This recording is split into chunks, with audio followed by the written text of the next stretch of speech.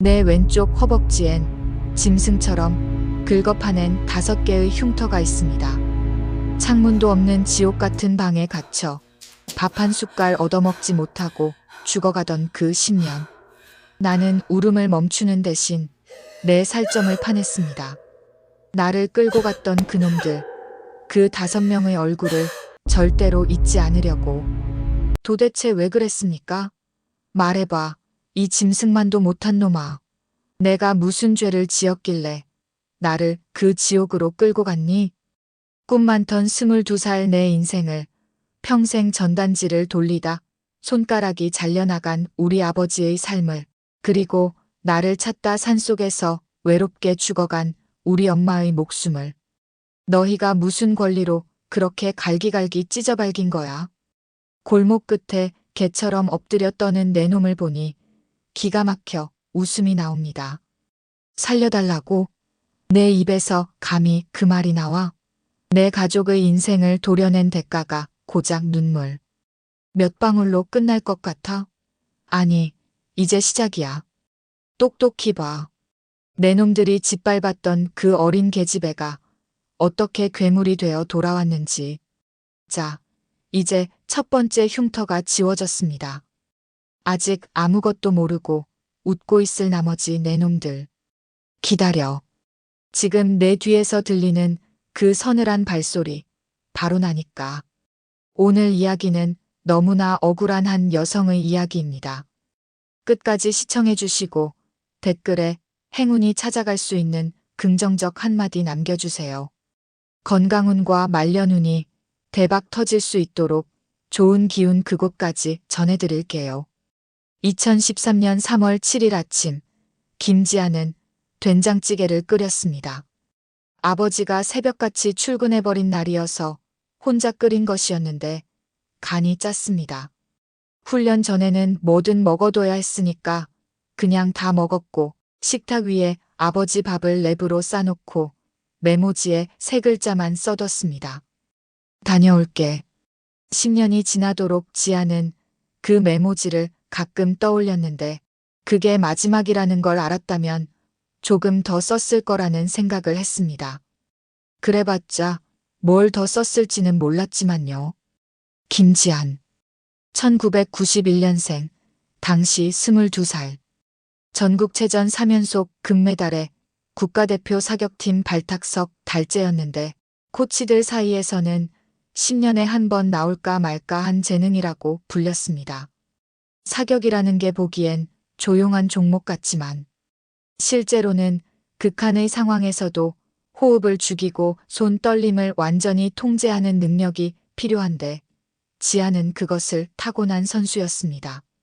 아버지는 딸의 사진을 지갑에 넣고 다니면서 버스 안에서 꺼내보고 또 꺼내봤는데 딸이 시상대 위에서 쑥스럽게 웃는 그 사진을 어찌나 들여다봤는지 지갑 안쪽 가죽이 다 달아있었습니다.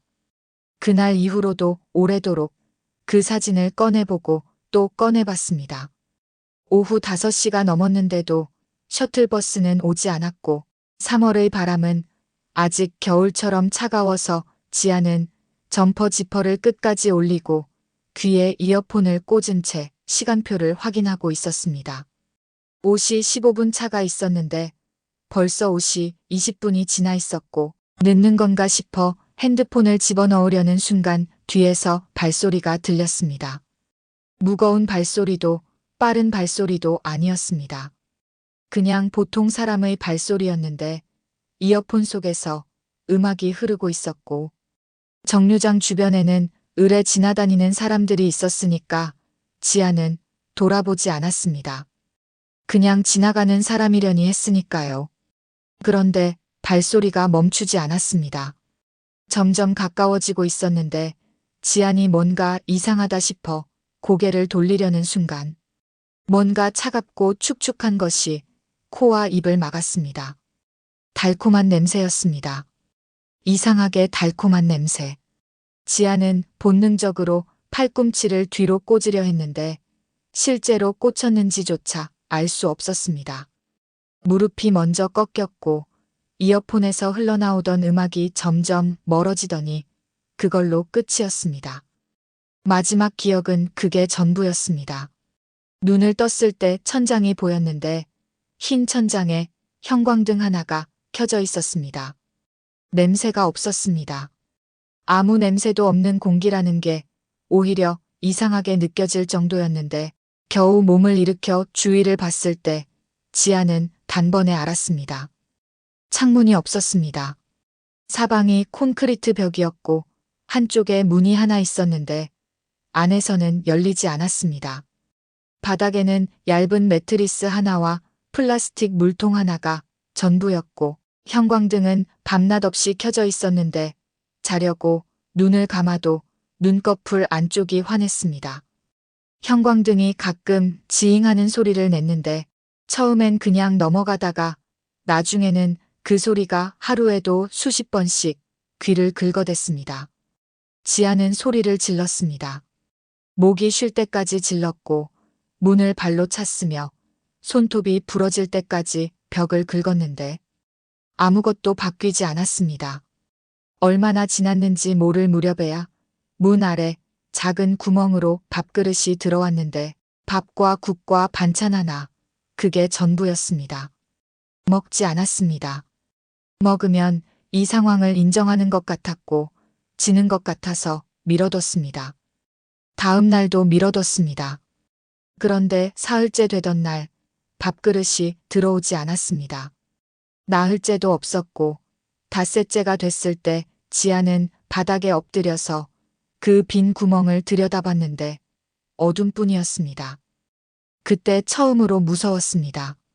죽을 것 같다는 게 아니라 이렇게 있다가 아무도 모르게 그냥 사라질 수 있겠다는 것이, 아버지가 끝내 모른 채로 지갑 속 사진의 딸이 어디서 어떻게 됐는지 영영 모른 채로, 그게 더 무서웠습니다.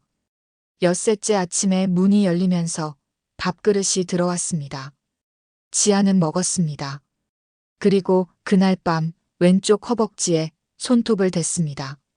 천천히 힘을 줘서 선 하나를 그었는데 아팠습니다. 피가 났습니다. 그래도 멈추지 않고 또 그었습니다. 또. 5개. 그날 버스 정류장에서 봤던 사람들이었는데 코와 입을 막은 손의 주인, 차 안에서 스쳐 지나간 옆모습, 문이 닫히기 직전. 마지막으로 본 뒷모습들을 얼굴이 흐릿한 것도 있었지만 그래도 새겼습니다. 흐릿하면 나중에 직접 확인하면 됐으니까요. 잊지 않기 위해서였습니다. 반드시 나가기 위해서였습니다. 그날 이후로 지아는 울지 않았습니다. 매일 아침 눈을 뜨면 왼쪽 허벅지를 손으로 짚었는데 5개의 선이 그대로 있었습니다.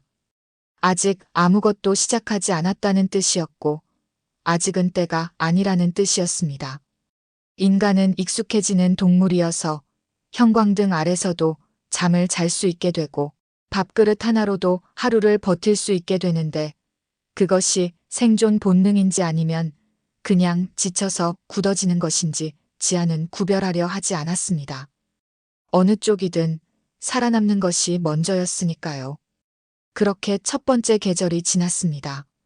지안이 그 방 안에 있는 동안 밖에서는 아버지가 딸의 이름이 적힌 전단지를 들고 서울 골목을 헤매고 있었고 어머니는 딸이 마지막으로 본 사격장 주변 산속을 헤집고 다니고 있었는데 지아는 그것을 몰랐습니다. 알았다면 버텼을까요? 무너졌을까요? 아마도 버텼을 겁니다. 그게 김지안이라는 사람이었으니까요. 훈련이 시작된 건 그 방에 갇힌 지 석 달쯤 지났을 무렵이었는데 어느 날 문이 열리더니 50대쯤 되어 보이는 남자가 들어와서 운동복 한 벌을 지안 앞에 던져놓고는 딱 2글자만 했습니다. 따라와. 설명도 없었고 선택지도 없었는데 지안은 따라갔습니다. 거부할 수 없어서가 아니라 그 문 너머에 뭐가 있는지 보고 싶었기 때문이었습니다. 석 달 동안 그 방 안에 갇혀 있으면서 지안이 가장 견디기 힘들었던 건 배고픔도 외로움도 아니었는데 벽 너머가 보이지 않는다는 것이었습니다. 어디에 있는지, 얼마나 큰 건물인지, 밖에는 뭐가 있는지 아무것도 알 수 없다는 것이 숨을 막히게 했습니다. 문 너머는 형광등이 길게 이어진 지하 복도였는데 시멘트 냄새와 쇳 냄새가 섞인 묘한 냄새가 났습니다. 지아는 걸으면서 눈으로 모든 것을 읽었습니다. 문의수, 복도의 길이, 계단의 위치. 사격 선수의 눈은 한 번 본 것을 잘 잊지 않는 법이어서 지아는 걸으면서 머릿속에 지도를 그리기 시작했습니다. 훈련은 혹독했지만 지아는 버텼습니다. 원래 운동선수였으니까요. 달리기, 근력, 지구력 처음 몇 달은 체력 훈련이었는데 코치들이 놀랐습니다. 보통은 2단계에서 한 번씩 무너지는데 지아는 무너지지 않았고 오히려 더 악착같이 했습니다. 이유가 있었습니다. 몸이 강해질수록 나갈 수 있는 가능성이 높아졌고 이 훈련이 자신을 어디에 쓰려는 것인지 알아내기 위해서라도 살아남아야 했습니다. 알아야 허벅지의 5개 선을 지울 수 있었으니까요. 1년쯤 지났을 때 사격 훈련이 시작됐는데 그제야 지아는 깨달았습니다. 그들이 처음부터 알고 데려온 것이었습니다. 국가대표 사격 선수라는 것을 처음부터 알고 계획한 것이었습니다. 그것을 깨닫던 날 지아는 먹다가 젓가락을 내려놓고 한참을 앉아 있었는데 분노가 올라올 줄 알았는데 올라오지 않았습니다. 그 대신 어떤 차갑고 단단한 것이 가슴 한가운데 자리를 잡았는데 돌덩이처럼 무겁고 단단하게. 그날 이후 지안의 사격 실력은 더 빠르게 늘었습니다.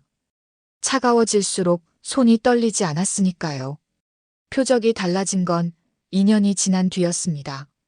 사각형 표적지 대신 사람의 형태를 한 표적이 놓였는데 처음 그것을 봤을 때 지아는 눈을 감았습니다. 눈을 감은 채로 오래 서 있었는데 그 순간 머릿속에 아버지 지갑 속 사진이 떠올랐습니다. 시상대 위에서 쑥스럽게 웃고 있던 그 사진이. 지아는 눈을 떴습니다. 그리고 방아쇠를 당겼는데 표적의 정중앙이었습니다. 그 이후로 지아는 그 표적을 사람으로 보지 않았습니다. 살아나가기 위해 넘어야 할 것으로만 봤는데 그렇게 하지 않으면 자신이 먼저 무너진다는 것을 알고 있었습니다. 3년이 지나고 5년이 지나고 7년이 지났습니다. 계절이 바뀌는 것은 훈련 때 지상으로 올라가면 바람으로 알 수 있었는데 봄 바람과 가을 바람이 달랐고 여름 공기와 겨울 공기가 달랐습니다. 지아는 그것으로 시간을 셌습니다. 달력도 없었고 시계도 없었으니까요. 몸이 달라졌습니다. 22살의 날렵함 위에 누구도 원하지 않았던 단단함이 켜켜이 쌓였고 어깨가 넓어졌으며 눈빛이 달라졌습니다. 거울이 없는 방이었지만 그것은 알 수 있었는데 훈련 중에 다른 사람들이 자연스럽게 시선을 피하기 시작했으니까요. 지아는 신경 쓰지 않았습니다. 매일 아침 눈을 뜨면 허벅지를 짚었고 5개의 선이 아직 다 있으면 괜찮았습니다. 아직은 때가 아닌 것이었으니까요. 해방되던 날은 예고가 없었습니다. 2023년 3월의 어느 날 밤 눈을 떴을 때 천장이 달랐는데 형광등이 아니었습니다. 곰팡이 핀 벽지 천장에 창문 너머로 가로등 불빛이 새어 들어오고 있었는데 지아는 그 빛을 한동안 바라봤습니다. 창문이 있다는 것을 현실로 받아들이기까지 시간이 걸렸습니다. 10년 동안 창문 없는 방에 살아온 몸이었으니까요. 낡은 모텔방이었습니다. 침대가 있었는데 지아는 바닥에 누워 있었습니다. 몸이 먼저 알고 있었습니다. 침대라는 것이 무엇인지 기억하고 있었지만 몸은 이미 딱딱한 바닥을 편안하다고 느끼도록 바뀌어 있었는데 지아는 그것을 이상하다고 생각하지 않았습니다. 10년이 그렇게 만든 것이었으니까요. 탁자 위에 쪽지 하나와 현금 묶음이 있었는데 쪽지에는 3글자만 적혀 있었습니다. 증명하라. 지아는 그 쪽지를 한번 보고 탁자 위에 내려놓은 뒤 욕실로 걸어 들어갔습니다. 거울이 있었는데 지아는 그 앞에 서서 한동안 움직이지 않았습니다. 32살이었습니다. 22살의 얼굴을 마지막으로 본 것이 10년 전이었는데 그 10년이 거울 속에 그대로 새겨져 있었습니다. 눈가의 잔주름, 날카로워진 턱선, 그리고 무엇보다 눈빛이 달랐습니다. 22살의 김지안이 가지고 있던 그 눈빛은 없었고 대신 무엇을 바라보든 그 너머까지 꿰뚫어 보는 것 같은 차갑고 깊은 눈빛이 있었습니다. 울지 않았습니다. 거울을 향해 손을 뻗어 전등 스위치를 껐습니다. 어둠 속에 잠시 서 있다가 다시 불을 켜고 욕실을 나왔습니다. 그리고 왼쪽 허벅지를 손으로 짚었는데 5개의 선이 그대로 있었습니다. 방 안을 천천히 둘러봤습니다. 낡은 탁자, 의자, 침대, 창문에 달린 얇은 커튼. 그 순간 지안의 눈이 달라졌는데 탁자 모서리가 보였고 의자 다리가 보였으며 커튼, 봉이 시야에 들어왔습니다. 10년 동안 훈련된 몸이 자동으로 움직인 것이었는데 이 방 안에 있는 모든 사물이 순식간에 무기로 분류됐습니다. 무의식적으로. 지아는 그것을 알아채고 잠시 멈췄습니다. 10년 전의 자신이었다면 탁자는 탁자고 의자는 의자였을 텐데 이제는 그렇지 않았습니다. 되돌릴 수 없을 만큼 달라져 있었습니다. 커튼을 걷었습니다. 3월의 아침 햇살이 쏟아졌는데 눈이 아팠습니다. 10년 만에 보는 햇빛이었으니까요. 그래도 눈을 찡그리지 않았습니다. 빛이 익숙해질 때까지 그냥 똑바로 바라봤는데 창밖에 사람들이 지나다니고 있었습니다. 아침 출근길이었습니다. 가방을 든 사람, 커피를 든 사람, 아이 손을 잡고 걷는 사람. 세상은 아무것도 모른 채 흘러가고 있었습니다. 지아는 그 풍경을 오래 바라보다가 생각했습니다. 아버지가 지금 어디에 있는지를. 아버지를 찾는데 사흘이 걸렸습니다. 10년 전 살던 집에는 이미 다른 사람이 살고 있었고 전화번호는 바뀌어 있었으며 주민센터에는 전출 처리가 되어 있었습니다. 지아는 사흘 동안 아버지가 예전에 일하던 공장 근처, 가끔 들르던 시장 근처, 형제도 없이 혼자 살던 아버지가 어울릴 만한 곳들을 하나씩 짚어 다녔는다.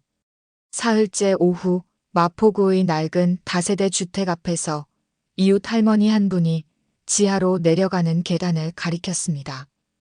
반지하였습니다. 지하는 그 계단 앞에서 발이 떨어지지 않았습니다. 10년 동안 지하에 살면서 어떤 훈련도 다 버텨냈던 몸이 이 계단 앞에서는 움직이지 않았습니다.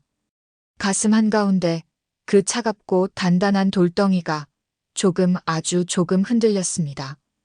숨을 한 번 들이켰습니다. 내려갔습니다. 문을 두드리자 잠시 후 발소리가 들리더니 문이 열렸는데 아버지였습니다. 10년 전과 달라져 있었습니다. 머리가 하얗게 새어 있었고 등이 굽어 있었으며 얼굴에 주름이 깊게 파여 있었는데 그것보다 지안의 눈에 먼저 들어온 것은 손이었습니다. 손가락이 2개 없었습니다. 아버지가 딸의 얼굴을 봤습니다. 한참을 봤는데 믿을 수 없다는 듯 눈을 깜빡였습니다. 딸의 이름을 부르려 했는데 소리가 나오지 않았습니다. 지아는 그 손을 보며 아무 말도 하지 못했습니다.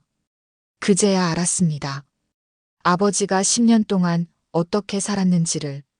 방 안으로 들어서는 순간 지아는 발이 멈췄습니다. 벽이 보였는데 벽 가득 딸의 얼굴이었습니다. 전단지였습니다. 수백 장이 위아래 빼곡하게 붙어 있었는데 어떤 것은 비스듬히 겹쳐 붙어 있었고 어떤 것은 빗물에 젖었다가 마른 듯 구겨져 있었으며 맨 아래쪽에 붙은 것들은 누렇게 변해서 종이 가장자리가 바스러질 것처럼 보였습니다. 가장 오래된 것이었습니다. 10년 전 것이었습니다. 지아는 그 벽을 보며 한동안 말을 하지 못했는데 자신의 얼굴이 수백 개였습니다. 전부 22살의 얼굴이었는데 웃고 있었습니다. 사격장에서 찍은 사진이었는지 해맑게 웃는 그 얼굴이 벽 가득 붙어 있었고 아버지는 10년 동안 이 방에서 그 얼굴을 보며 살았습니다. 방 안을 천천히 둘러봤습니다. 창문은 반지하여서 바깥의 발목 높이까지밖에 보이지 않는 작은 창이었고 밥솥 하나에 냄비 하나, 낡은 이불, 그리고 한쪽 구석에 플라스틱 박스 여러 개가 날짜별로 쌓여 있었습니다.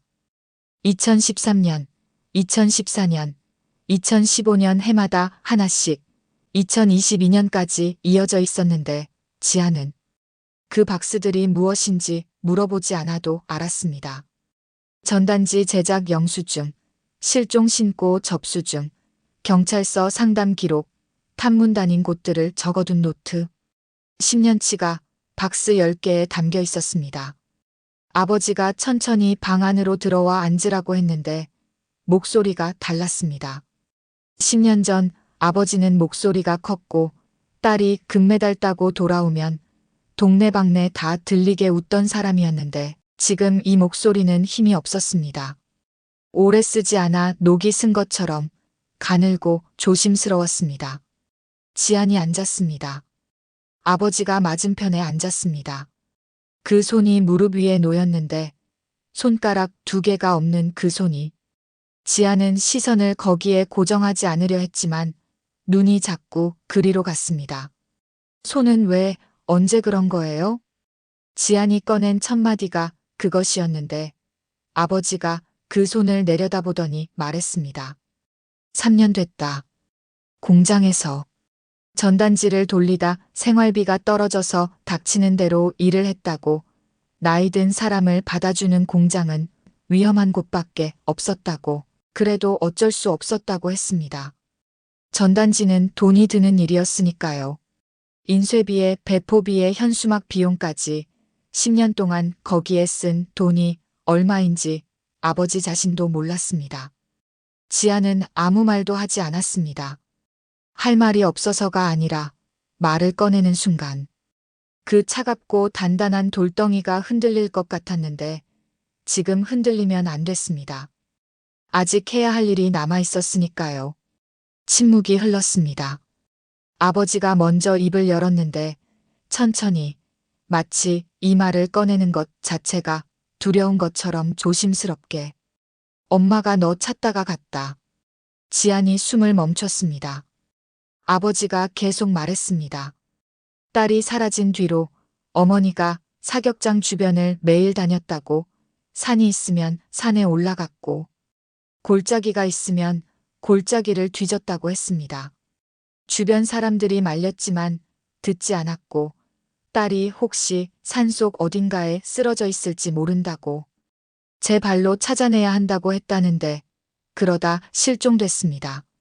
사라진 지 3년 만에 깊은 산속에서 유골로 발견됐습니다. 지아는 그 말을 들으며 탁자 위의 한 점을 바라봤습니다. 어머니의 얼굴이 떠올랐습니다. 대회 날마다 새벽같이 일어나 도시락을 쌌던 어머니. 딸이 시상대에 올라가면 관중석에서 혼자 조용히 손수건으로 눈을 닦던 어머니. 크게 소리 지르거나 펄쩍 뛰지 않았고 그냥 조용히 울었습니다. 그게 어머니였습니다. 그 어머니가 산속 골짜기를 혼자 헤맸습니다. 딸을 찾으려고. 찾지 못하고 거기서 쓰러졌습니다. 아버지가 손을 내밀었습니다. 딸의 손을 잡으려고 10년 동안 잡고 싶었던 손을 잡으려고 뻗었는데 지아는 피했습니다. 자기도 몰랐습니다. 의식적으로 피한 게 아니었는데 몸이 먼저 움직였습니다. 10년 동안 새겨진 것이 그렇게 만들었습니다. 낯선 손이 가까워지면 피하거나 잡거나 몸이 선택한 것은 피하는 것이었습니다. 아버지의 손이 허공에서 멈췄습니다. 잠깐 그 상태로 있었습니다. 그리고 천천히 내려왔습니다. 무릎 위로. 손가락 2개가 없는 그 손이 아무 말 없이 무릎 위에 내려앉았습니다. 아버지는 아무것도 묻지 않았습니다. 10년 동안 무슨 일이 있었냐고도, 어디 있었냐고도, 왜 연락이 없었냐고도, 그냥 딸의 얼굴만 바라봤는데 눈이 달라진 것을 알아챘겠지만 그것도 묻지 않았습니다. 물어볼 수 없는 일이 있다는 것을 아버지는 알고 있었을 겁니다. 창밖에서 아이들 웃음소리가 들렸습니다. 지아는 그날 아버지 방을 오래 잊지 못하고 나왔습니다. 벽에 붙은 수백 장의 전단지를 오래 보고 있으면 그 돌덩이가 버텨주지 못할 것 같았는데 그것이 무너지면 안 됐습니다. 아직 4개의 선이 남아 있었으니까요. 계단을 올라오면서 지아는 한 번도 뒤를 돌아보지 않았습니다. 골목으로 나왔을 때 바람이 불었는데 3월의 바람이었습니다. 10년 전 셔틀버스 정류장에서 맞았던 그 3월의 바람과 같은 달이었습니다. 지아는 그 바람 속에서 잠깐 눈을 감았습니다. 어머니 생각을 했습니다. 산속 골짜기를 혼자 헤매던 어머니를 생각했고 딸을 부르며 걸었을 그 발소리를 생각했으며 그 발소리가 멈췄을 때를 멈춘 자리에 3년 동안 아무도 오지 않았던 것을 생각했습니다. 눈을 떴습니다. 뭔가가 꺼진 것 같았습니다. 가슴 어딘가에 아직 남아있던 작은 불씨 하나가 그 순간 바람에 조용히 꺼져버렸습니다. 이상하게도 눈물이 나지 않았는데 슬프지 않아서가 아니었습니다. 이미 슬픔이 있을 자리가 없었습니다. 10년 동안 다른 것들이 그 자리를 채워버렸습니다. 지아는 걷기 시작했습니다. 어디로 가는지 알고 있었습니다. 10년 전 그 정류장에서 뒤에 있던 사람들, 허벅지에 새긴 5개의 선 그 중 한 명은 3년 전에 이미 얼굴을 확인했습니다. 지상훈련 중에 멀리서 스친 얼굴이었는데 10년이 지났어도 알아봤습니다. 눈은 한 번 본 것을 잊지 않는 법이었고 특히 지안의 눈은 그랬습니다. 그 남자가 지금 어디에 있는지 알아내는데 나흘이 걸렸습니다. 서울 마포구 골목 안쪽에 낡은 식당을 운영하고 있었는데 기름진 얼굴에 웃음이 많은 남자가 되어 있었습니다. 매일 저녁 같은 시간에 골목 구석에서 담배를 피우는 것이 습관이었는데 나흘 동안 지켜봤으니 그것을 알고 있었습니다. 남자는 아무것도 모르고 있었습니다. 10년 전 그 정류장에서 있었던 일이 자신에게 다시 돌아오리라는 것을 꿈에도 생각하지 않고 있었습니다. 닷새째 저녁 지안이 그 골목으로 걸어 들어갔습니다. 서두르지 않았습니다. 천천히, 아주 천천히 걸었는데 골목 끝에 담배 연기가 보였습니다. 남자였습니다. 지안을 보더니 그냥 지나가는 사람이라 생각했는지 시선을 돌렸는데 지안이 멈췄습니다. 남자가 다시 봤습니다. 저 기억하세요? 남자가 멈칫했습니다. 모르는 얼굴이었습니다. 10년 전 22살이던 얼굴이 32살이 됐으니 알아보기 어려웠을 텐데 고개를 갸웃하며 모른다는 표정을 지었습니다. 지안이 말없이 왼손을 내리더니 자신의 왼쪽 허벅지를 짚었습니다. 손톱으로 새긴 흉터. 5개의 선. 남자의 얼굴이 굳었습니다. 그제야 알아봤는데 10년 전 그 정류장에서 코와 입을 막았던 그 여자애가 지금 이 사람이라는 것을. 그런데 그 눈빛이 달랐습니다. 10년 전 쓰러지던 그 22살의 눈빛이 아니었는데 지금 앞에 있는 이 눈빛 앞에서 남자는 본능적으로 뒤로 물러서려 했습니다. 늦었습니다. 골목은 조용했습니다. 그 이후 무슨 일이 있었는지 자세히 말씀드리지 않아도 아실 겁니다. 다만 한 가지는 말씀드릴 수 있는데 지아는 서두르지 않았습니다. 10년을 기다린 사람이 그 몇 분을 서두를 이유가 없었습니다. 남자가 무언가 말하려 할 때마다 지안이 막았고 변명도 설명도 살려달라는 말도 들을 필요가 없었습니다. 남자가 바닥에 쓰러졌을 때 지안이 쭈그려 앉았는데 그 귀에 입을 가까이 대고 아주 조용히 말했습니다. 떨리지도 않는 목소리로. 나 기억나? 남자의 눈에서 눈물이 흘렀는데 무서워서였는지 알아봤기 때문이었는지 지안은 구별하려 하지 않았습니다. 지안이 일어섰습니다. 남자를 내려다봤는데 표정이 없었습니다. 분노도 슬픔도 승리감도 아무것도 없었습니다. 그냥 할 일을 했고 그게 전부였습니다. 골목을 나오면서 지안은 왼쪽 허벅지에 손을 얹었습니다. 5개의 선 중에서 첫 번째를 손끝으로 천천히 쓸었습니다. 하나. 아직 4시 남았습니다. 그날 밤 지안은 깊이 잠들었습니다. 꿈도 꾸지 않았는데 10년 동안 훈련받은 몸은 할 일을 마치면 쉬어야 한다는 것을 알고 있었고 감정이 어떻든 몸은 그 원칙을 따랐습니다. 눈을 감으면 잠이 왔고 눈을 뜨면 깨어 있었는데 그 단순한 사이클이 어쩌면 10년 동안 지안을 살게 한 것이기도 했습니다. 아침에 눈을 뜨고 제일 먼저 한 것은 언제나처럼 허벅지를 짚는 것이었는데 5개의 선 중 첫 번째를 손끝으로 쓸었을 때 흉터는 그대로 있었습니다. 없어진 것은 아니었습니다. 하지만 지안에게 그것은 이미 다른 의미가 되어 있었는데 첫 번째는 끝났다. 그 뜻이었습니다. 남은 건 넷이었습니다.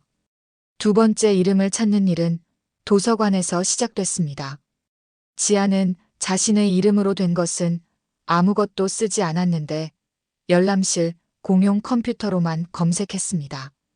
조직의 이름을 직접 치는 것이 아니라 주변을 뒤지는 방식이었는데 10년 전 그 조직이 건드렸던 것들의 흔적을 찾아가는 것이었습니다. 기업 등기, 오래된 신문 기사, 경찰 수사 기록. 이름 하나에서 다른 이름이 나오고 그 이름에서 또 다른 이름이 나왔는데 실이 풀리듯 이어졌습니다. 그 실 끝에 이름이 하나 걸렸습니다. 강태수. 당시 40대 중반이었으니 지금은 50대 후반이었는데 10년 전 그 차 안에서 조수석에 앉아있던 남자였습니다.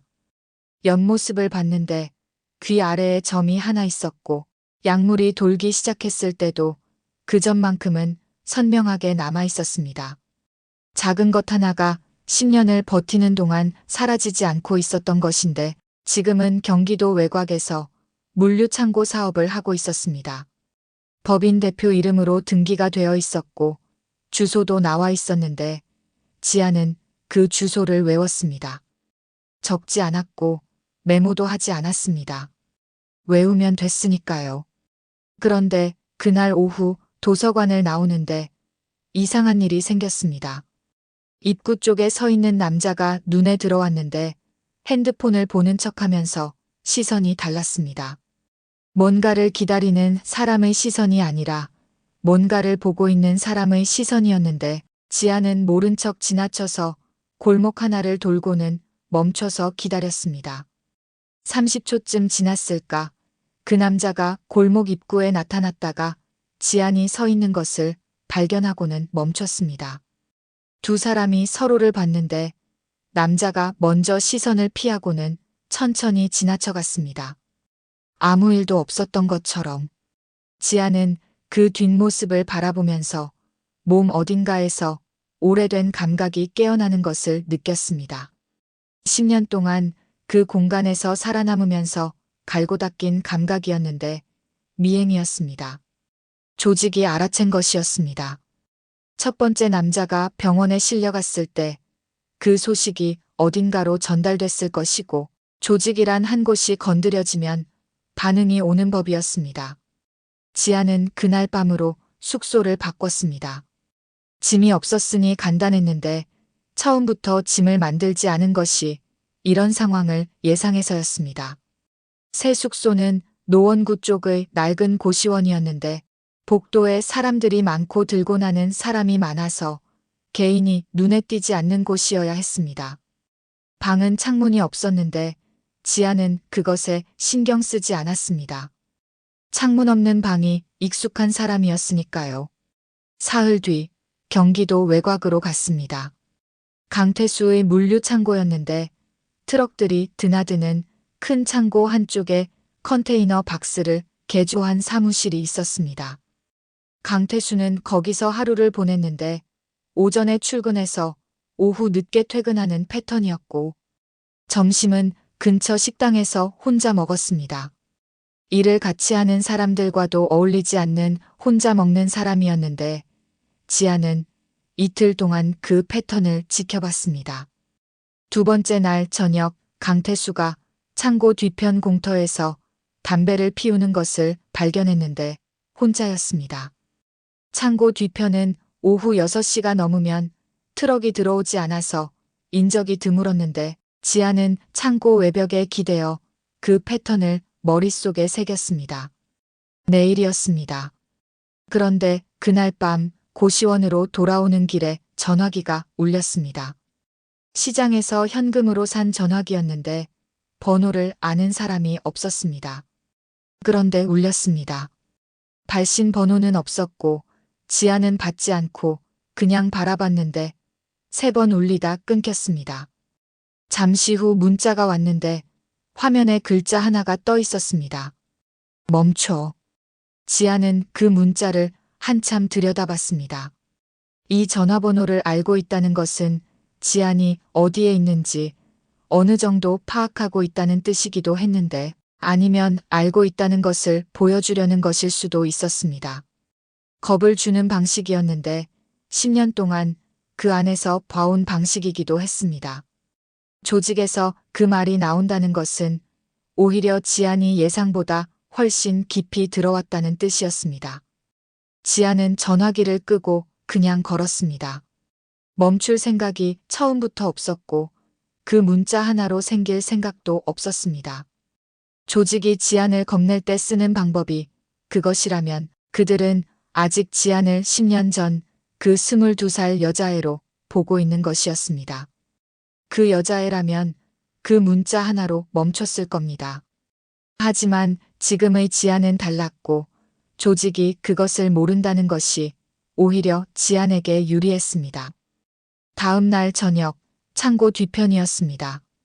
강태수가 담배에 불을 붙이고 있었는데 이틀 동안 봐온 그 패턴 그대로였습니다. 습관이 있는 사람은 그 습관이 가장 취약한 지점이 된다는 것을 지아는 오래전부터 알고 있었습니다. 매일 같은 시간, 같은 장소, 같은 행동 그것이 결국 자신을 드러내고야 맙니다. 지안이 뒤편으로 돌아 들어갔는데 강태수가 연기를 내뿜다가 지안을 봤습니다. 처음엔 창고 직원인 줄 알았겠지만 지안이 멈추자 표정이 달라졌는데 누구냐고 물으려고 입을 열었을 때 지안이 먼저 말했습니다. 강태수 씨.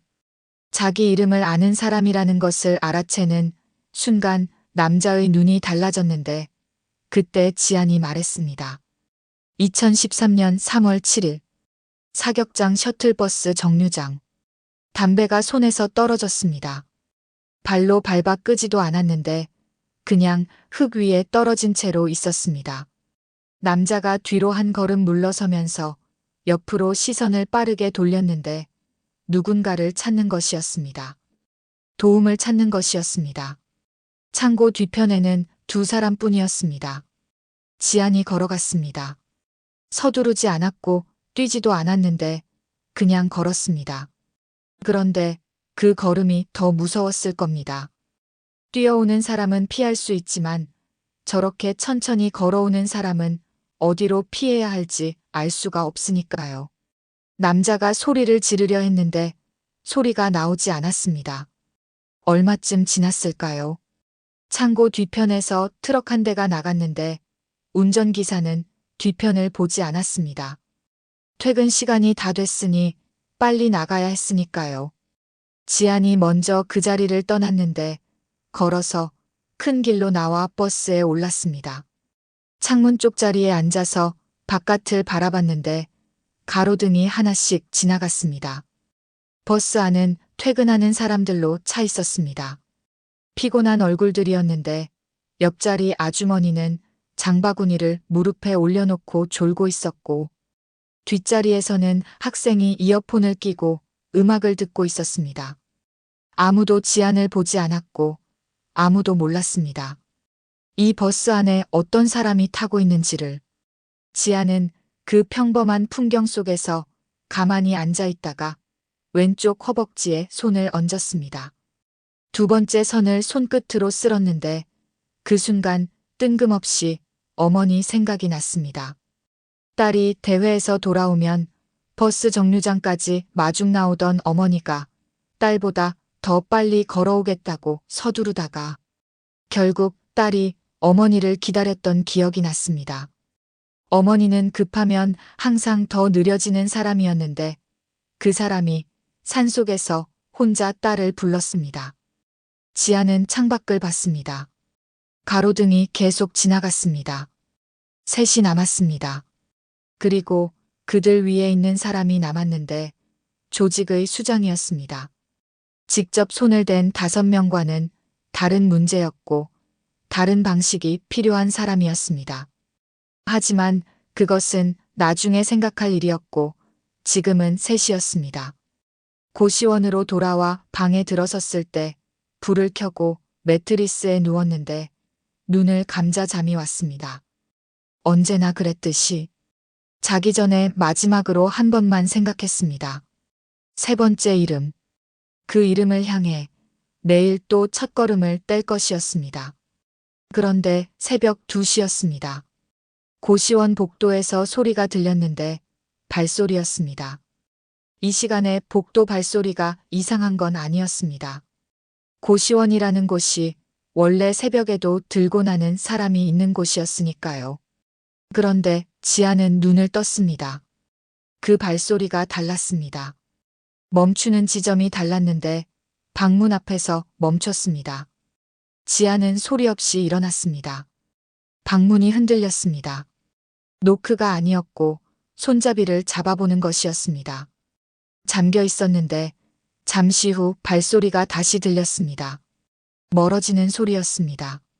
지아는 창문 없는 방 한가운데 서서 그 발소리가 완전히 사라질 때까지 기다렸습니다. 그리고 생각했습니다. 멈추라는 문자가 통하지 않으니 직접 온 것이었습니다. 경고 단계가 끝났습니다. 조직이 다음 단계로 넘어간 것이었습니다. 숙소를 또 바꿔야 했습니다. 그리고 더 중요한 것이 있었는데 아버지였습니다. 조직이 지안을 압박하는 방법은 한 가지가 아닐 것이었고 지안이 서울에 돌아와서 제일 먼저 찾아간 곳이 아버지였다는 것을 그들이 모를 리 없었습니다. 지안이 신경 쓸 수밖에 없는 곳을 건드리는 것, 그것이 조직이 쓰는 방식이었는데 지안은 그것을 10년 동안 그 안에서 봐왔습니다. 날이 밝자마자 짐도 없는 방을 나와서 공중전화를 찾았습니다.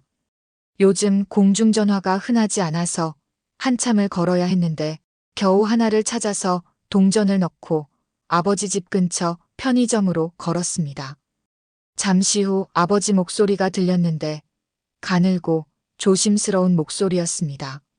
모르는 번호도 혹시나 싶어 받는 그 목소리에는 10년 동안 전화기를 붙잡고 딸에게서 연락이 오기를 기다려온 사람의 것이 배어 있었습니다. 저예요. 지안이 말했습니다. 짧은 침묵이 있었고 아버지가 물었습니다. 어디 있냐고, 안 좋은 일이 생긴 건 아니냐고. 목소리가 떨렸습니다. 지안이 말했습니다. 당분간 어디 가지 말고 집에 계시라고. 아는 사람이 찾아와도 문 열어주지 말라고. 편의점 가실 때는 꼭 낮에만 가시라고. 무슨 일이 있으면 이 편의점으로 연락하면 된다고. 자기가 매일 확인한다고. 아버지가 물었습니다. 무슨 일이냐? 지아는 잠깐 생각했습니다. 곧 다 끝나요.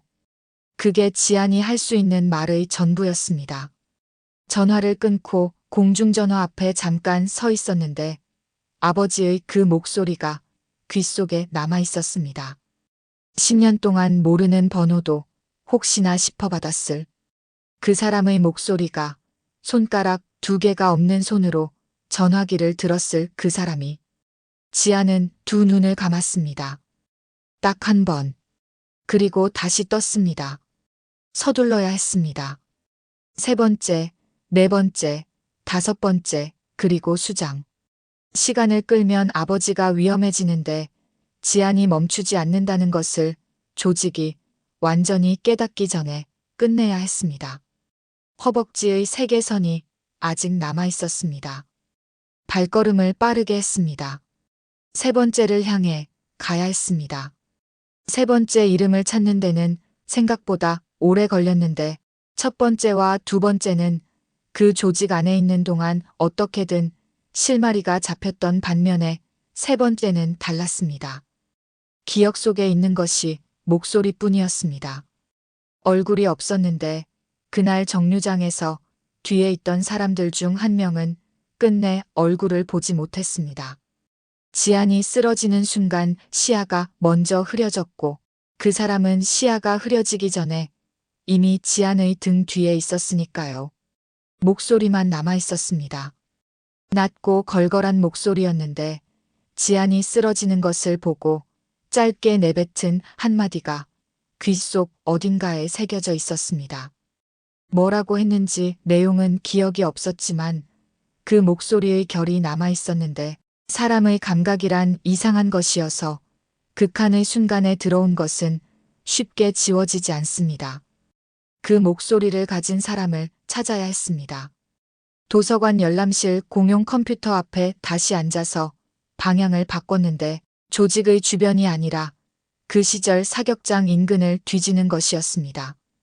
2013년 전후로 그 사격장 주변에서 일어난 일들, 그 일들과 연관된 이름들, 그 이름들이 지금 어디에 닿아 있는지를 하나씩 짚어나갔는데 연결고리가 가늘었습니다. 한 이름에서 막히면 다른 방향으로 돌아갔는데 사흘이 지나도 이름이 나오지 않았습니다. 나흘째 오전 고시원 방에 누워 천장을 보면서 머릿속을 처음부터 다시 훑었습니다. 목소리가 아니라 신발이었습니다. 쓰러지면서 눈높이가 바닥으로 낮아졌을 때 그 사람의 발이 보였는데 구두였습니다. 낡은 구두에 굽이 달아 있었고 코 부분에 긁힌 자국이 있었는데 군화처럼 투박하게 생긴 가죽 구두 바닥에 진흙이 묻어 있었습니다. 서울에서 흔히 보는 흙이 아니었는데 붉은 빛이 도는 황토빛이었습니다. 경기도 북부나 강원도 초입에 가면 그런 빛깔의 흙이 있었습니다. 실마리가 생겼습니다.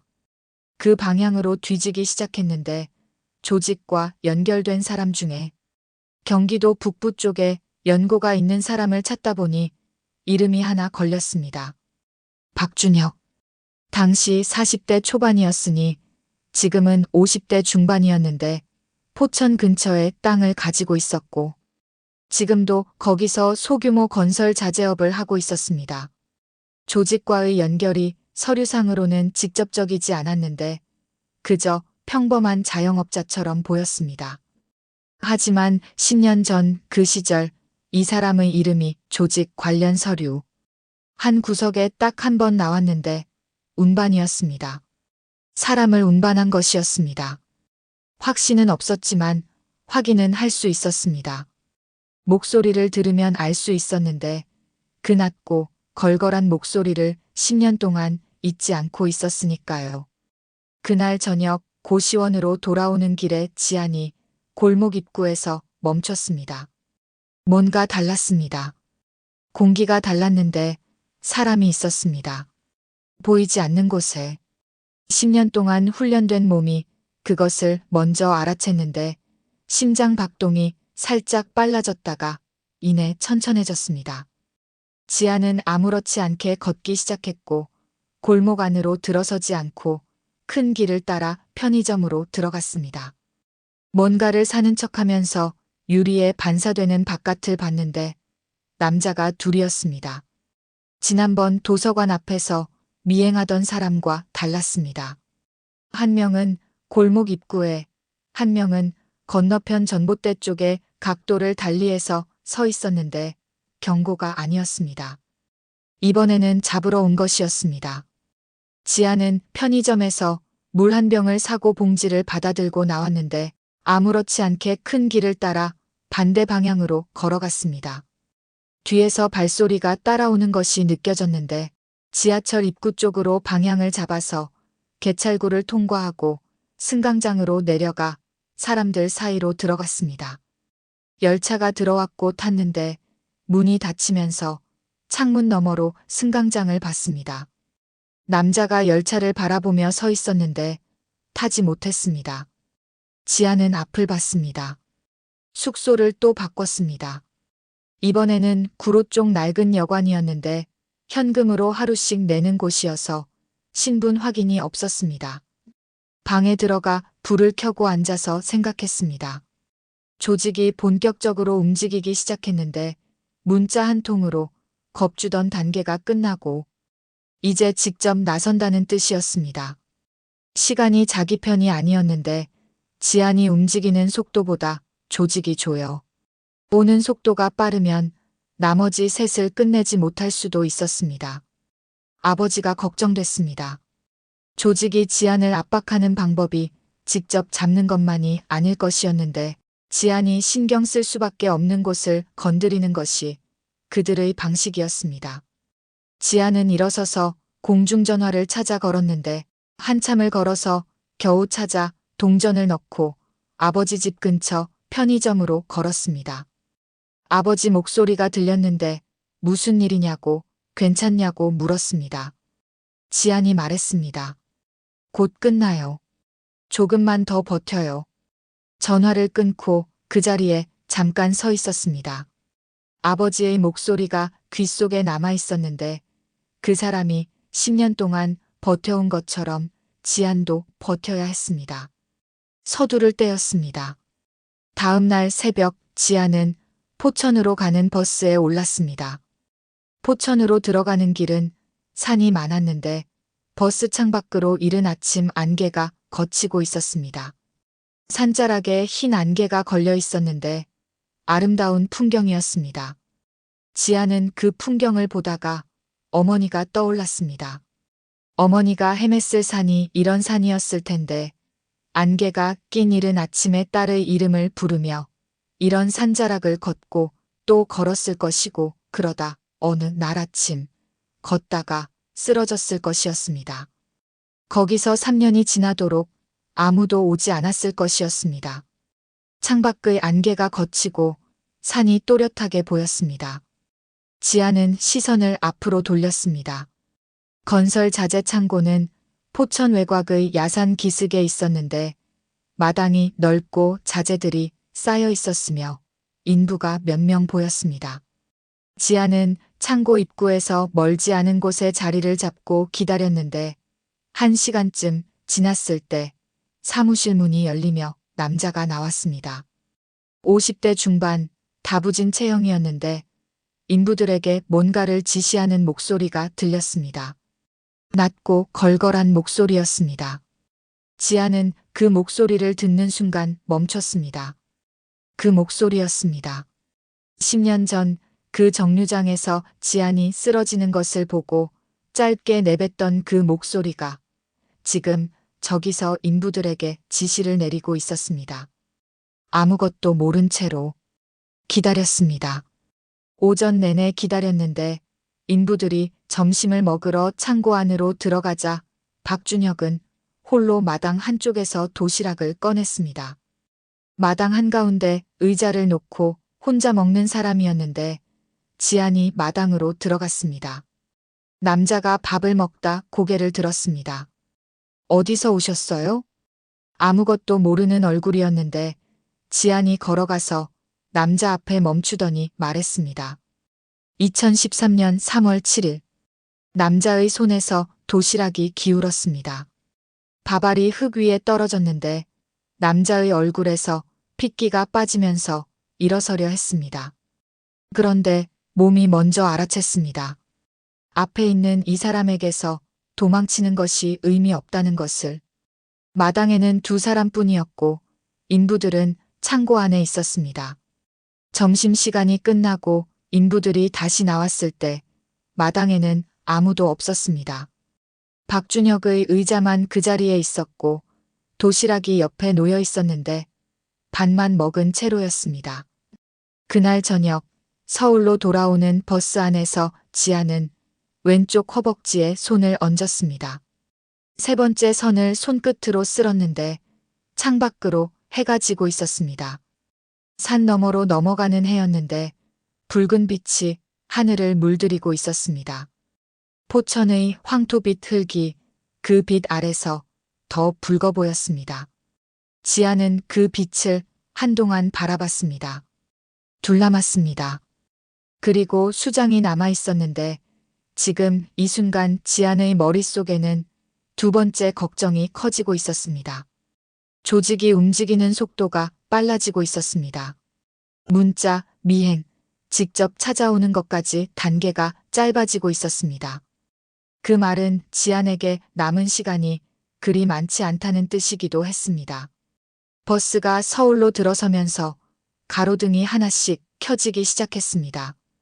도시의 불빛이 창밖을 가득 채웠는데 지아는 그 불빛들 속에서 생각했습니다. 네 번째 사람. 그 사람은 지안이 가장 오래 찾고 있던 사람이었는데 얼굴은 흐릿했지만 기억 속에 선명하게 남아있는 것이 하나 있었습니다. 오른손 손등에 넓게 번진 화상 흉터였습니다. 쓰러져가는 지안의 눈앞에서 흔들리던 손이었는데 그 오래된 화상 흉터가 10년 동안 지워지지 않고 있었습니다. 그것을 가진 사람을 찾으면 됐습니다. 내일부터였습니다. 오른손 손등의 화상 흉터였습니다. 넓게 번진 오래된 흉터였는데 쓰러져가던 지안의 눈앞에서 흔들리던 그 손이 10년 동안 지워지지 않고 남아 있었습니다. 얼굴은 흐릿했지만 그 흉터만큼은 선명했는데 사람의 기억이란 이상한 것이어서 극한의 순간에 눈에 들어온 것은 쉽게 사라지지 않는 법이었습니다. 지아는 그것을 알고 있었고 그래서 10년 동안 그 흉터를 지우지 않고 서랍 안에 넣어뒀습니다. 도서관 공용 컴퓨터 앞에 다시 앉았습니다. 이번에는 조직과 연결된 하청업체들을 역으로 파고들었는데 그 시절 그 조직이 움직일 때 주변에 있었던 사람들, 직접적인 연결은 아니더라도 같은 시간 같은 공간에 닿아 있었던 이름들을 하나씩 건져 올리는 작업이었습니다. 이틀이 걸렸는데 그 이틀 동안 지아는 도서관 문이 열리면 들어가서 닫힐 때까지 자리를 지켰습니다. 이름이 나왔습니다. 최동원. 당시 30대 중반이었으니 지금은 40대 후반이었는데 그 시절 조직과 연결된 물류하청업체에서 현장 관리자로 일했고 지금은 서울 은평구에서 작은 인테리어 업체를 운영하고 있었습니다. 사업자 등록에 주소가 나와 있었는데 지안은 그 이름 옆에 적힌 생년월일을 봤습니다. 지안보다 12살이 많았습니다. 그날 그 차 안에서 지안을 내려다봤을 때 35살이었다는 뜻이었습니다. 35살짜리가 22살짜리를 차에 싣고 갔습니다. 은평구로 갔습니다. 인테리어 업체 사무실은 주택가 골목 안에 있었는데 간판이 작았고 들고 나는 사람이 많지 않은 조용한 곳이었습니다. 지아는 그 골목을 하루 동안 살폈는데 최동원은 오전에 사무실로 출근해서 현장을 다니다 오후 늦게 돌아왔습니다. 직원이 2~3명 있었는데 저녁 7시가 넘으면 직원들이 먼저 퇴근했고 최동원은 그 이후에도 1시간쯤 더 있다가 불을 끄고 사무실 문을 잠갔습니다. 오토바이 헬멧을 쓰고 골목을 나가는 것이 그의 하루 마지막 패턴이었는데 직원들이 없는 그 1시간이 지안이 노릴 수 있는 시간이었습니다. 다음 날 저녁 직원들이 퇴근하고 골목이 조용해졌을 때 지안이 사무실 문을 열고 들어갔습니다. 잠겨 있지 않았는데 안에서 일하는 동안에는 열려 있었으니까요. 최동원이 책상 앞에 앉아서 서류를 보다가 고개를 들었습니다. 손님인 줄 알았겠지요. 이 시간에 예약 없이 찾아오는 사람도 가끔 있으니까요. 안녕하세요. 인테리어 상담이세요? 평범한 인사였고 아무것도 모르는 얼굴이었는데 지안이 문을 닫고 천천히 걸어 들어갔습니다. 남자의 눈이 달라졌습니다.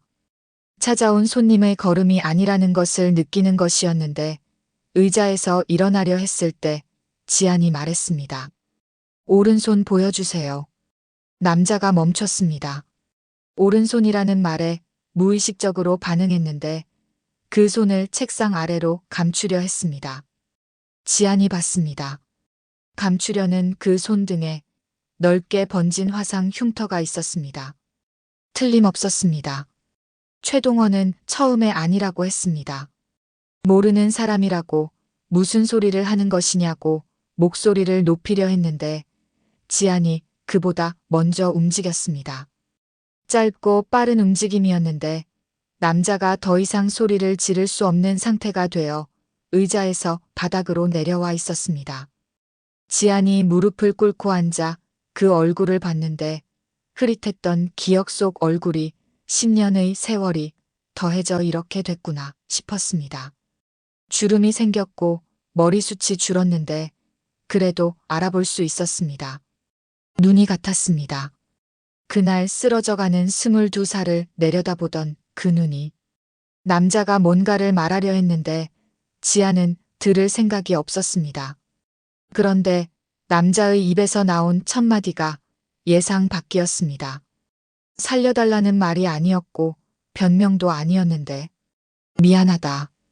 지안이 멈췄습니다. 지금까지 3명이 있었는데 첫 번째는 눈물을 흘렸고 두 번째는 도망치려 했으며 세 번째는 핏기가 빠졌습니다. 하지만 미안하다는 말을 한 사람은 없었습니다. 최동원이 바닥에서 힘겹게 말을 이었는데 그 뒤로 어떻게 살았는지 모르겠다고, 술을 먹어도 그 생각이 났다고, 사격 선수라는 것을 알고 있었는데 어떻게 됐는지 궁금하기도 하고 무섭기도 했다고, 잊으려 해도 잊어지지 않았다고 했습니다. 지안은 그 말을 들으며 아무 표정을 짓지 않았습니다. 미안하다는 말이 없었던 것보다는 낫다고 생각했을까요? 아니면 10년이 지나서야 나오는 그 말이 오히려 더 허탈했을까요? 지안도 몰랐습니다. 다만 그 말이 아무것도 되돌리지 못한다는 것은 알았는데 미안하다는 말이 아버지의 손가락을 돌려주지 않았고 어머니를 산에서 내려오게 하지 않았으며 창문 없는 방에서 보낸 10년을 없애주지 않았습니다. 지안이 일어섰습니다. 남자를 내려다보며 말했습니다. 그 말은 나한테 하는 게 아니에요. 잠깐 멈췄습니다. 우리 엄마한테 해요. 산에서 찾아줄 사람도 없이 혼자 쓰러진 우리 엄마한테. 골목에 바람이 지나갔습니다. 지안이 문을 열고 나왔는데 골목은 어두웠고 가로등 하나가 깜빡이고 있었습니다. 발걸음이 달랐습니다. 첫 번째, 두 번째, 세 번째를 끝냈을 때와 달랐는데 뭔가 무거운 것이 가슴 한쪽에 걸려 있었습니다. 미안하다는 말 한마디가 10년 동안 단단하게 굳어있던 무언가를 살짝 건드린 것이었는데 무너뜨린 것은 아니었지만 그렇다고 그냥 지나치기도 어려웠습니다. 그게 불편했습니다. 큰 길 가로등 아래 서서 왼쪽 허벅지에 손을 얹었습니다. 네 번째 선을 손끝으로 쓸었는데 그리고 다섯 번째를 짚었습니다. 마지막 선이었습니다. 다섯 번째 사람은 지금까지와 달랐는데 지안이 가장 오래 기억하고 있는 얼굴이었습니다. 그날 정류장에서 가장 먼저 접근한 사람, 지안의 코와 입을 막은 사람, 지안이 쓰러지면서 마지막으로 눈이 마주친 사람이었습니다. 그 사람의 얼굴이 10년 동안 가장 선명했습니다. 잊으려 해본 적도 없었지만 잊히지도 않았습니다. 이름은 이현수였습니다. 넷을 끝내는 동안 모인 조각들이 맞춰지면서 윤곽이 잡혀 있었는데 지금은 서울 강남에 있었습니다.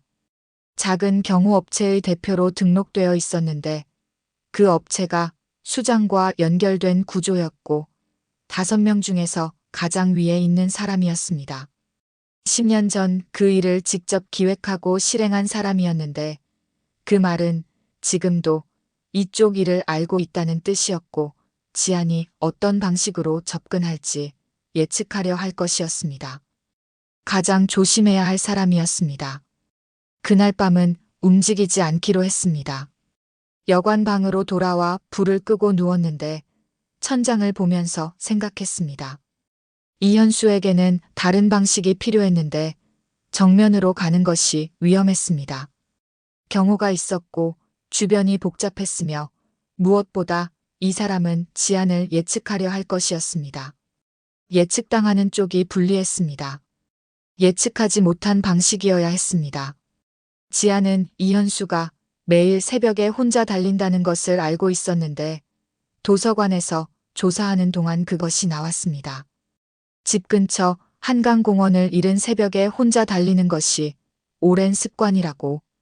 조용한 시간을 좋아하는 사람이었는데 그 새벽의 한강변에는 경호가 없었습니다.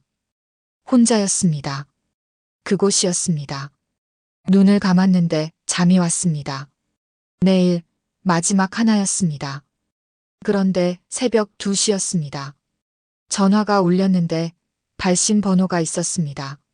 낯선 서울 번호였는데 지안이 받자 숨소리가 들렸습니다. 거칠고 긴장된 숨소리였는데 그리고 목소리가 들렸습니다. 아버지였습니다. 지안아. 그 목소리가 흔들렸는데 10년 동안 전단지를 돌리며 버텨온 그 사람의 목소리가 흔들리고 있었습니다. 지안이 빠르게 물었습니다. 무슨 일이냐고. 아버지가 말했습니다. 아까 저녁에 낯선 남자 둘이 집 앞에 왔다고. 지안이 어디 있냐고 물었다고. 가르쳐주지 않으면 같이 가야 한다고 했다고. 지안이 말한 대로 문을 열어주지 않았는데 1시간을 집 앞에 서 있었다고. 그러다 갔는데 새벽에 또 발소리가 들린다고. 집 앞에 누가 있는 것 같다고 했습니다. 지안은 이불을 걷어냈습니다. 일어나면서 말했습니다. 문 절대 열지 말라고. 지금 바로 간다고. 전화를 끊고 옷을 입으면서 허벅지를 한번 짚었습니다. 5번째 선이 아직 있었는데 순서가 바뀔 수도 있었습니다.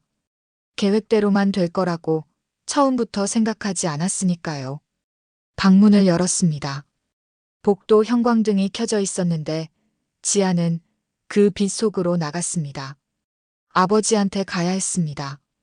새벽 2시 반이었는데 지안이 아버지 집 골목 입구에 도착했을 때 골목은 너무 조용했습니다. 새벽 골목이 원래 조용하긴 하지만 이 조용함은 달랐는데 무언가가 기다리고 있을 때의 공기가 따로 있었습니다. 위험이 없을 때와 위험이 있을 때 공기가 다르다는 것을 지안은 10년 동안 몸으로 배웠습니다. 설명할 수는 없었지만 몸이 먼저 알았습니다. 골목 안쪽을 살폈는데 남자 둘이었습니다. 한 명은 아버지 집 계단 위에 앉아 있었고 한 명은 골목 반대쪽 담벼락에 기대어 있었는데 보이는 것이 전부가 아닐 수 있어서 실제로 몇 명인지는 확인이 필요했습니다. 지안은 골목으로 들어서지 않고 뒤편으로 돌아갔습니다. 아버지 집 뒤편은 낡은 다세대 주택들이 붙어 있어서 담이 낮았는데 지안은 담을 넘어 옆집 마당을 지나 아버지 집 창문 쪽으로 접근했습니다. 반지하였으니 창문이 바닥 가까이 있었는데 손가락으로 2번, 1번, 2번 두드렸습니다. 전화로 미리 알려준 신호였습니다. 잠시 후 커튼이 살짝 열렸고 아버지 눈이 보였다가 커튼이 닫혔습니다. 창문이 조심스럽게 열리면서 아버지가 낮은 목소리로 말했는데 앞에 2명 있다고 뒤에도 1명 있는 것 같다고 했습니다. 지안이 고개를 끄덕였습니다. 예상한 숫자였습니다. 짐 있어요? 아버지가 잠깐 생각하더니 고개를 저었습니다. 챙길 것 없다고 했는데 지아는 그 말이 좋았습니다. 10년 동안 짐을 줄이며 살아온 사람이 이제 딸 전단지가 붙은 벽만 남겨두고 아무것도 없었습니다. 나오세요. 창문으로 나오는 것이 쉽지 않았는데 아버지의 몸이 예전 같지 않았습니다. 허리가 굽어 있었고 무릎이 좋지 않아서 창문 턱을 넘는 것만으로도 힘겨워했는데 지안이 손을 잡았습니다. 그리고 멈췄습니다. 손가락 2개가 없는 손이 지안의 손 안에 있었는데 처음이었습니다. 아버지 손을 잡은 것이 반사적으로 피했던 그 손을 이번에는 지안이 먼저 잡았습니다. 아버지가 느꼈는지 창문 턱을 넘다가 잠깐 멈췄는데 그러다 아무 말 없이 넘었습니다. 두 사람이 담을 넘어 뒷골목으로 나왔는데 뒤에 있다던 한 명이 이쪽을 향해 오는 발소리가 들렸습니다. 담을 넘는 소리를 들었던 것이었습니다. 지안이 아버지 손을 놓으며 말했습니다. 앞으로만 걸어요. 뒤 보지 말고. 아버지가 앞으로 걸었습니다. 지안이 돌아섰는데 30대쯤 되어 보이는 체격이 좋은 남자였습니다.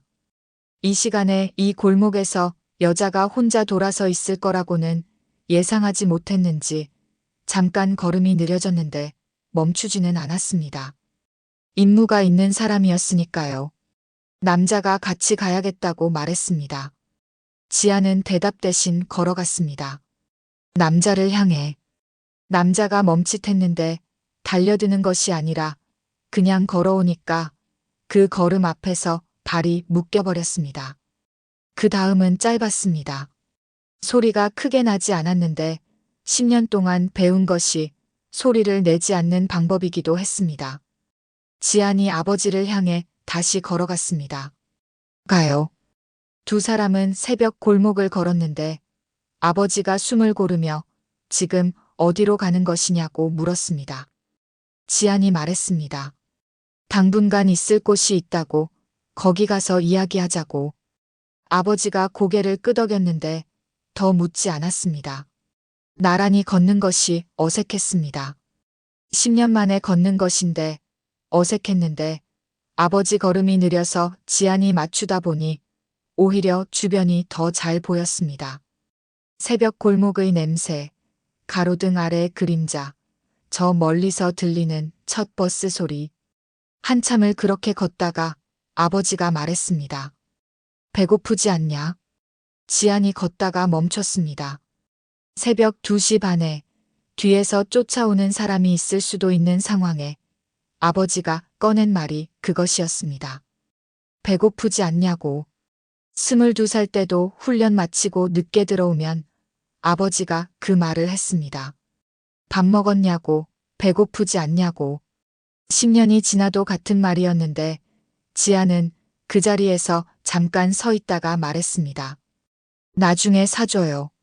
아버지가 알았다고 했습니다. 두 사람이 다시 걸었습니다. 지안이 아버지를 데려간 곳은 서울 외곽의 작은 모텔이었는데 현금으로 이틀치를 내고 방에 아버지를 들이면서 말했습니다. 절대 나가지 말라고, 전화는 이 번호로만 하라고, 이틀이면 된다고. 아버지가 침대에 앉아서 방 안을 천천히 둘러보다가 지안을 봤습니다. 이틀이면 다 끝나는 거냐? 지안이 말했습니다. 네. 아버지가 무릎 위에 손을 얹었습니다. 손가락 2개가 없는 그 손을 내려다보다가 짧게 말했습니다. 조심해라. 지안이 문 쪽으로 가다가 잠깐 멈췄습니다. 뒤를 돌아봤는데 아버지가 아직 지안을 보고 있었습니다.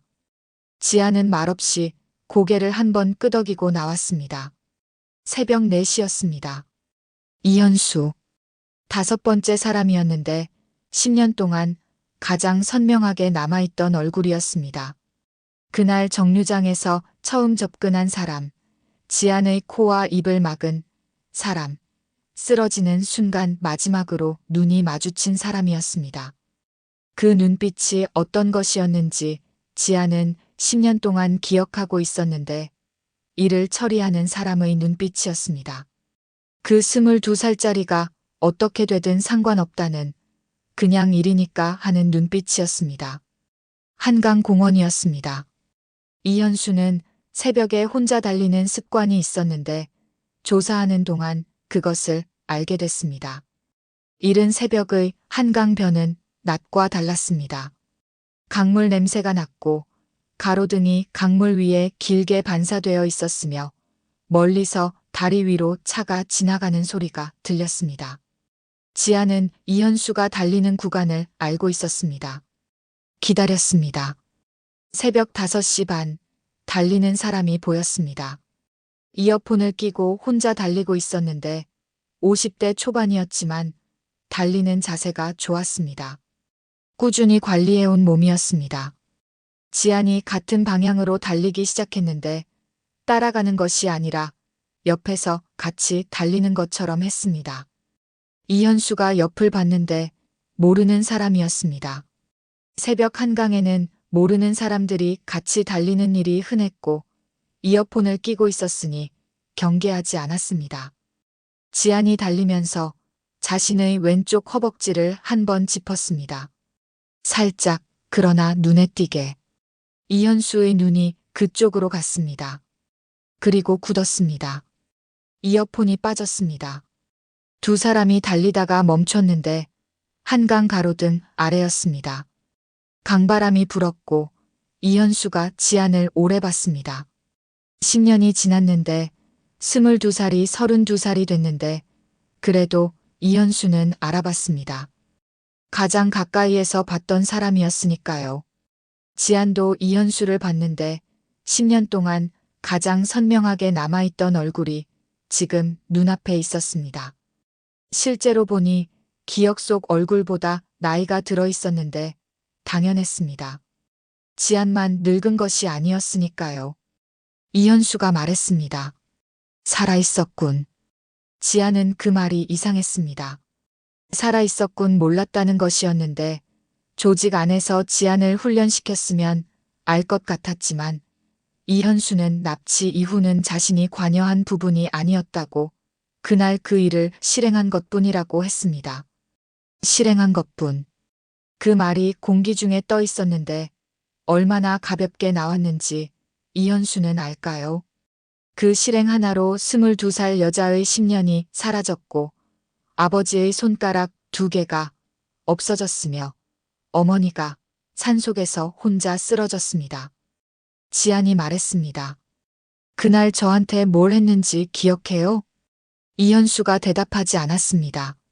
저는 기억해요. 전부 다. 강바람이 다시 불었는데 이현수가 뒤로 물러서려 했습니다. 달리는 사람이었고 다리가 빠른 사람이었는데 그게 도망치면 따라잡기 쉽지 않을 수도 있다는 판단을 하게 만들었겠지만 지안은 사격 선수였습니다. 표적이 움직여도 맞히는 것이 사격이었습니다. 이현수가 뛰기 시작했습니다. 지안이 달렸습니다. 한강 가로등 불빛이 강물 위에서 흔들렸고 두 사람의 발소리가 한강변에 울렸다가 하나로 합쳐졌습니다. 한참이 지났습니다. 지안이 혼자 한강변에 서 있었는데 강물은 변함없이 흘렀습니다. 멀리서 새벽 첫 버스가 다리 위를 건너갔고 동쪽 하늘이 조금씩 밝아오고 있었습니다. 새벽 여명이었습니다. 지안은 왼쪽 허벅지에 손을 얹었습니다. 5번째 선을 손끝으로 천천히 쓸었는데 그리고 손을 뗐습니다. 5개. 전부였습니다. 그런데 이상하게도 홀가분하지 않았습니다. 끝났다는 느낌이 오지 않았는데 5개의 선을 전부 지웠는데도 가슴 한 곳이 아직 무거웠습니다. 수장이었습니다. 5명을 움직인 사람, 지안을 재료로 봤던 사람, 10년 동안 그 조직을 유지해온 사람이었는데 허벅지에 새기지 않았던 이름이었습니다. 허벅지의 5은 그날 정류장에 있었던 사람들이었고 수장은 그보다 위였습니다. 그런데 지금 이 순간 지안은 알고 있었습니다. 그것으로는 끝낼 수 없다는 것을. 어머니가 산속을 헤맨 것도, 아버지 손가락이 2개 없어진 것도, 지안이 10년을 그 방에서 보낸 것도, 그 모든 것의 시작은 수장이었습니다. 그 사람이 결정을 내렸고 그 사람이 지안을 선택했습니다. 5개의 선으로는 부족했습니다. 날이 밝아오고 있었습니다. 지안은 한강을 바라봤는데 강물은 밤이나 낮이나 같은 속도로 흘렀습니다. 지안이 그 방에 갇혀있던 10년 동안에도 이 강은 이렇게 흘렀을 것이었는데 아무것도 모른 채로 아무 상관없다는 듯이 지안이 강을 등졌습니다. 수장을 찾아야 했는데 그것은 힘으로 가는 것이 아니었습니다. 수장은 조직의 꼭대기에 있는 사람이었고 경호가 있었으며 구조가 있었습니다. 지안 혼자 그 안으로 들어가는 것은 달랐는데 다른 방법이 필요했습니다. 10년 동안 그 조직 안에 있었습니다. 받고 들었고 쌓았습니다. 그 서랍 안에 수장에게 닿을 수 있는 것이 있었는데 이름이 아니었습니다. 장부였습니다. 기억이 장부였습니다. 장부가 있었는데 서류로 된 장부가 아니었습니다. 지안의 머릿속에 10년 동안 봉인되어 있던 것이었는데 훈련 중에 흘러들어온 정보 조각들과 복도에서 들은 대화 관리자들이 무심코 흘린 이름과 숫자들을 지안은 하나도 버리지 않고 서랍 안에 쌓아뒀습니다. 10년이라는 시간은 길었고 그 긴 시간 동안 아무리 조심하는 조직이라도 흘러나오는 것들이 있었습니다. 이름, 금액, 날짜, 연결고리. 지안의 뇌는 그것들을 차곡차곡 담아온 서랍이었는데 이제 그 서랍을 열 때였습니다. 수장의 이름은 오성민이었습니다. 예순을 바라보는 나이에 겉으로는 건설그룹의 고문이었는데 부동산과 건설에 연루된 사람이었고 정치권과 연결고리도 있었습니다. 서울 서초구에 살았고 강남 한복판에 사무실이 있었으며 경호가 붙어 있었는데 사람들 사이에서는 그냥 사업가로 통했습니다. 그가 뒤에서 어떤 일들을 해왔는지 아는 사람은 거의 없었는데 그것이 지금 바뀌려 하고 있었습니다. 오성민이 가장 두려워하는 것이 무엇인지 지안은 알고 있었습니다. 힘이 있는 사람에게는 2가지가 있는데 잃고 싶지 않은 것과 드러나고 싶지 않은 것이었습니다. 오성민에게 그 2가지는 하나였는데 지금껏 쌓아온 사회적 위치였습니다. 사업가로서의 얼굴, 정치권과의 관계, 사람들 앞에 서는 자리. 그것이 한순간에 무너지는 것을 이 사람은 가장 두려워할 것이었습니다. 물리적으로 건드리는 것은 의미가 없었는데 경호가 있었고 지안 혼자 그 안으로 들어가는 것은 너무 위험했습니다. 그리고 무엇보다 이 사람에게는 다른 방식이 맞았는데 무릎을 꿇리는 것이 아니라 세상 앞에 세우는 것이었습니다. 있는 그대로 사흘을 준비했습니다. 머릿속 서랍을 열어서 이름과 날짜와 금액과 연결고리를 문서로 옮겼는데 도서관 공용 컴퓨터로 하나씩 정리하다 보니 10년 동안 기억해온 것들이 문서가 됐습니다.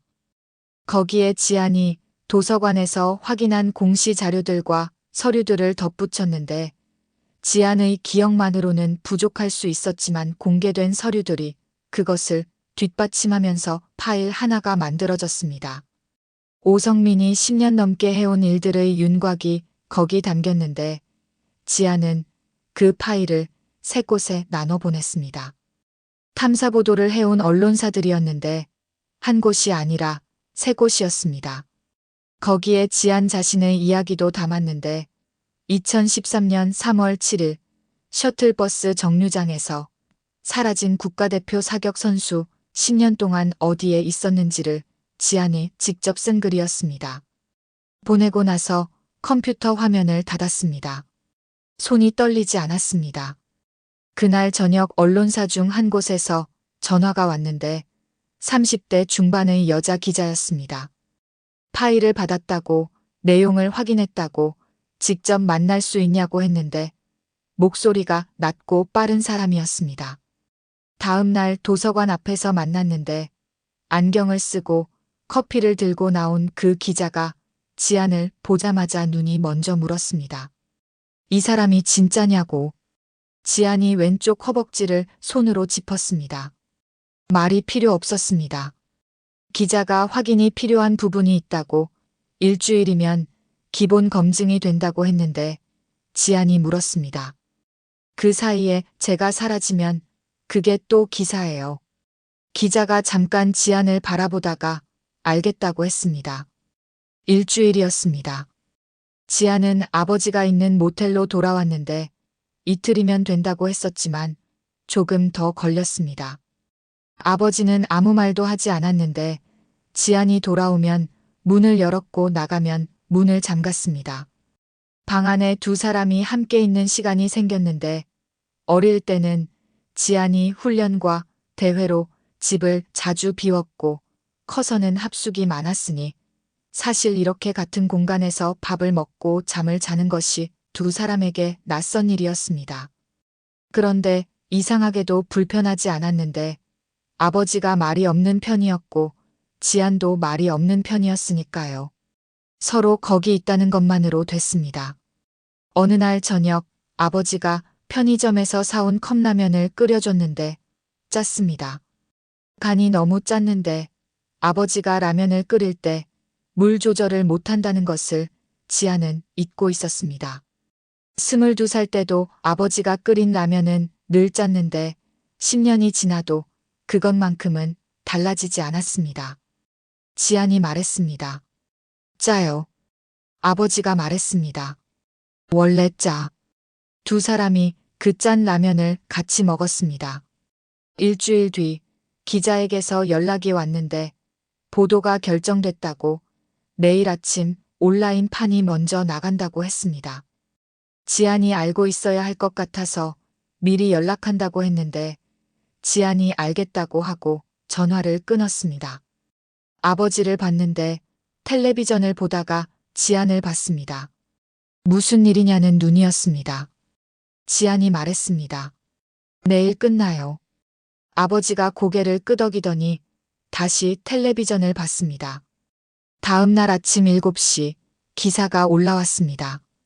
제목은 길었는데 건설그룹 고문 오성민 10년간 사조직 운영 의혹이었고 납치와 불법 감금과 자금 세탁이라는 말이 그 아래 이어졌습니다. 부제목으로는 2013년 실종된 국가대표 사격 선수의 증언이라고 되어 있었는데 지안은 그 화면에서 자신의 이름을 봤습니다. 김지안. 22살에 사라졌다가 32살에 돌아온 사람. 그 이름 옆에 오성민의 이름이 있었고 두 이름이 같은 기사 안에 있었습니다. 오래 보지 않았습니다. 오전 9시가 넘자 전화기가 울리기 시작했는데 다른 언론사들이었습니다. 지안은 받지 않았는데 이미 한 곳에 모든 것을 넘겼으니 그것으로 충분했습니다. 10시쯤 됐을 때 아까와 다른 번호가 왔는데 발신 번호가 없었습니다. 지안이 받았습니다. 숨소리가 들렸는데 거칠었습니다. 통제된 사람의 숨소리가 아니었는데 처음으로 흔들리는 숨소리였습니다. 오성민이었습니다. 목소리가 들렸는데 저번에 전화했을 때처럼 차분하지 않았습니다. 무슨 짓을 한 것이냐고, 어떻게 감히 이런 것을 할 수 있냐고, 이것이 어떤 결과를 불러올지 아냐고 했습니다. 말은 협박인데 목소리가 흔들렸는데 협박이 흔들리면 이미 협박이 아니었습니다. 지안이 말하지 않고 들었습니다. 오성민이 말을 멈추자 지안이 입을 열었습니다. 제가 그 방에서 처음 나왔을 때 쪽지가 있었어요. 증명하라고 했죠. 오성민이 대답하지 않았습니다. 증명했어요. 전화를 끊었습니다. 더 할 말이 없었는데 오성민이 뭐라고 더 말하든 들을 필요가 없었습니다. 세상이 알기 시작했고 그것으로 됐습니다. 수장은 죽지 않을 것이었는데 지안이 그것을 원하지 않았습니다.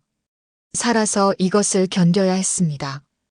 수사가 시작되고 자신이 쌓아온 것들이 하나씩 무너지는 것을, 사람들이 자신의 이름을 어떤 식으로 부르는지를 살아서 듣고 살아서 봐야 했습니다.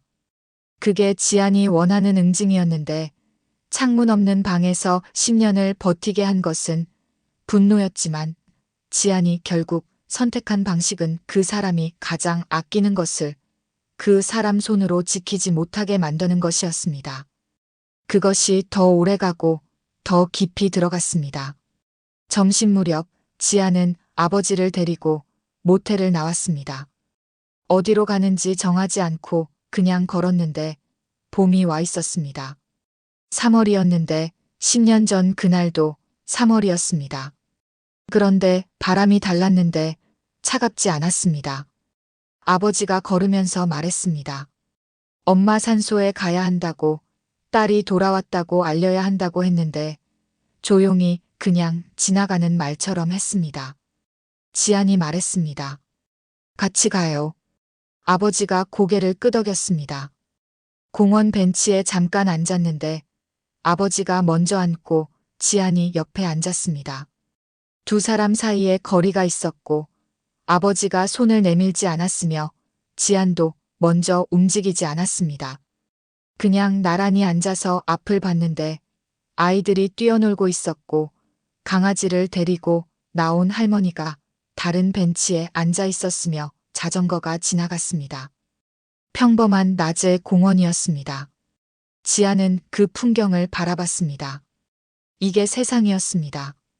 그 방 안에 없던 것들이 여기에 있었는데 햇빛, 바람, 사람들의 소리, 10년 동안 없었던 것들이 지금 여기에 있었는데 이상하게도 낯설지 않았습니다.